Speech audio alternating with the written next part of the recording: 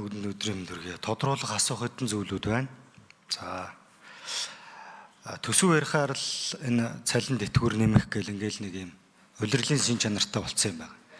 Тэгэхээр энэ бодлого ерөнхийдөө цаашдаа маш тууштай явж ээж энэ цалин тэтгэвэр энэ нийгмийн үр дүнжийн асуудлууд шийдэгдэж явна.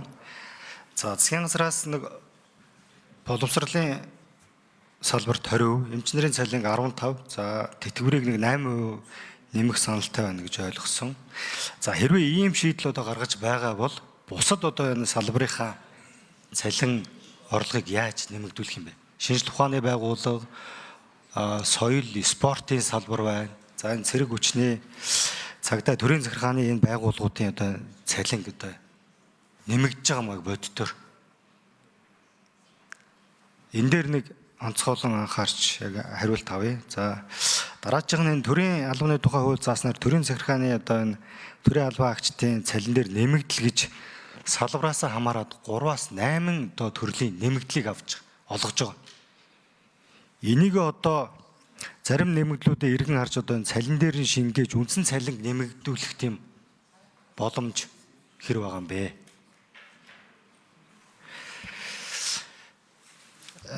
Дөнгөж сургуулаа одоо бас энэ гишүүд яриад байна. Төгссөн залуучууд маань ажлын байранд гараад энэ олон нэмэгдлүүдийг авч чадахгүй. Сая 480 мянган төгрөгөөр цалинжаал явна. Тэгэхээр энэ дээр энэ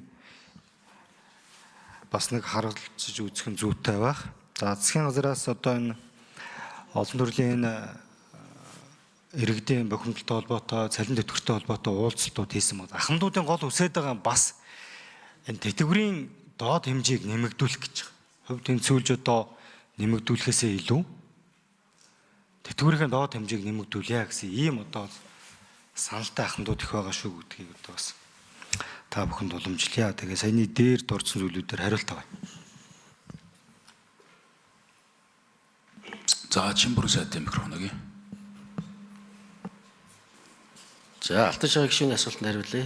Ялангуяа эрүүл мэндийн салбар бол энэ нэмэгдлүүд олон төрлийн нэмэгдэл байдаг. Үүгээр дамжуулж бас бид одоо үйл ажиллагаа хийх, тэдгээр дурам зориг өгөх энэ гол үнэлэмжийг нэмэгдүүлэх асуудал нь орж идэг. Тухайлх юм бол одоо ажилласан жилийн нэмэгдэл, за тэгээд жижүүр тонсон, илүү цаг, за хортой нөхцөл, тэгээд орон нутгийн нэмэгдлүүд гэдэг.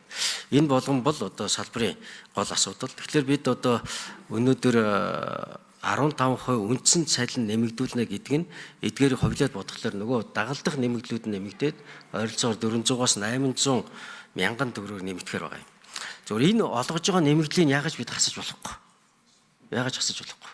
Харин одоо үндсэн цалиныг нэмэгдүүлж энэ дагалдах нэмэгдлүүд нөгшөө улам их байгаасаа л гэж зорж байгаа бол гэхдээ энд бол бас та бүхэн өөрсдөө мэдж байгаа. Бас одоо их хурлын гишүүдийн хувьд ерөн бол бид орлоготой байх.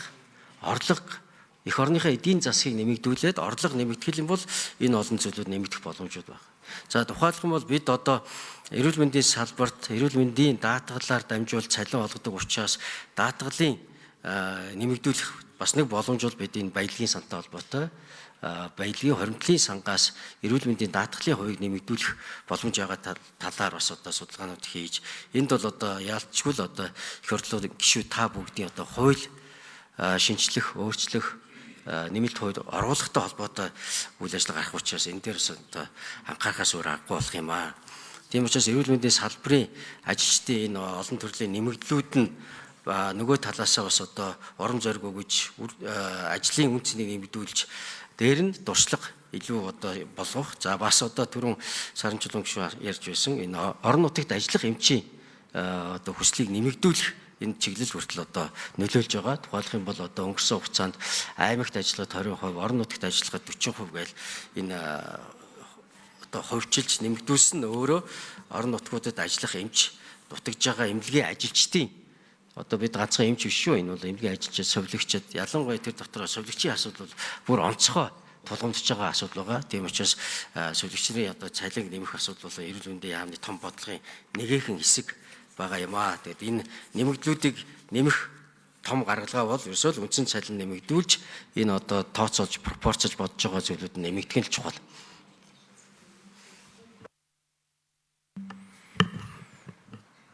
За ганц зэрэг гишүүн асуултаа асууя. Тодруулах бусад салбарын цалин нэмэгдэж байгаа юу гэж би асуусан шүү дээ. Хүчний байгууллага, за энэ төрийн захиргааны байгууллагуудын цалин хөлс нэмэгдэж байгаа юу гэж. Энэ дээр тайлбар. Дараа нь үг хэлнэ нэг. За босод төрийн албаагчдын цалин 4 номер явуулах юм. За засгийн газраас өргөн барьсан төсвийн төсөлтөөр бол төрийн албан агч нийт төрийн албан агчдын цалин нэмэхгүйгээр төсвийн төсөлд орж ирсэн. За зөвхөн тэтгэврийн хэмжээг доод хэмжээ болон бүх төрлийн тэтгэврийн хэмжээг 6%-аар нэмэгдүүлэхээр төсөл өргөн баригдсан. За нэмээд нэм манут үгүй. За ингээл яг орхигдж л байгаа юм. Цагдаа онцгой төрийн захиргааны төв байгууллагын албаагчд ингээл яг одоо урдаас нь гарсан юм уу, ардаас нь гарсан юм уу гэдэг шиг ингээл орхигдж байгаа асуудал үүсэж байгаа маа. За ингээд хувийн сургуулиудын багш нарын цалин ер нь 3.5-аас дээш шүү. За захын гэр ороолоор байгаа энэ хин бийцгийн аль олигтой өөдөө чадaltaй багш нар ингээд бүгд хувийн сургууль руу шилжсэн. Хин бийцгийн багш байхгүй юм сургуулиуч байж байгаа. Энийг одоо иргэн нэг харахгүй бол боловсрал юм.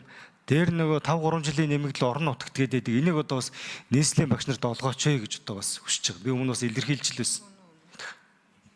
Ачаал нь яг адилхан шүү дээ. Хөдөө орон нутгаас бараг л илүү шүү.